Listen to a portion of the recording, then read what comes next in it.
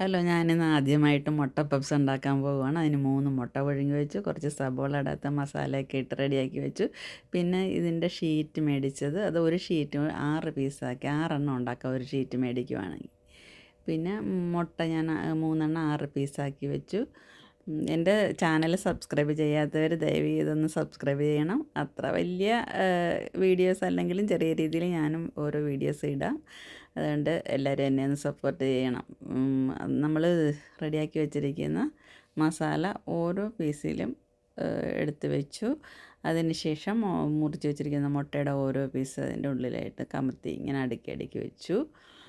പിന്നെ ഇനി ഇത് പൊതിയുന്നത് ശ്രദ്ധിക്കാനുള്ളതും ഓരോ കോണിൽ നിന്നും എടുത്ത് അങ്ങോട്ടും ഇങ്ങോട്ടും മടക്കി മടക്കി പൊതിഞ്ഞാൽ മതി. എന്നെ ഇതൊക്കെ എൻ്റെ മോനാണ് കാണിച്ചു തന്നത്. ഞാൻ നാട്ടിൽ വെച്ച് ഇതൊക്കെ മേടിച്ച് കഴിക്കാറുണ്ടായിരുന്നെങ്കിലും ഇതെങ്ങനെ ഉണ്ടാക്കുന്നതെന്നൊന്നും ശ്രദ്ധിച്ചിട്ട് പോലും ഇല്ല. ഇവിടെ വന്നു കഴിഞ്ഞപ്പോഴത്തേക്ക് ഇവിടെ ഇതിൻ്റെ എല്ലാ ഇൻഗ്രീഡിയൻസും ഉണ്ടായിരുന്നത് കൊണ്ട് ഒന്ന് ട്രൈ ചെയ്ത് നോക്കിയതാണ്. ഇതിലൊത്തിരി തെറ്റുകുറ്റങ്ങളൊക്കെ കാണും. സ്ഥിരമായിട്ട് ഉണ്ടാക്കുന്നവർ നോക്കുമ്പോൾ അയ്യോ ഇങ്ങനെയല്ല അങ്ങനെയല്ല എന്നൊക്കെ തോന്നുമായിരിക്കും. എങ്കിലും ഞാൻ എനിക്കറിയാവുന്ന രീതിയിൽ ഒന്ന് ഉണ്ടാക്കുവാണ് കേട്ടോ.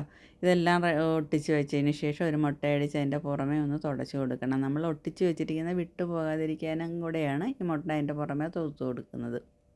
അതിന് ശേഷം നമ്മൾ ഓവൻ്റെ അകത്ത് ഒരു 20 മിനിറ്റ് വെച്ച് എടുക്കാൻ പോവുകയാണേ.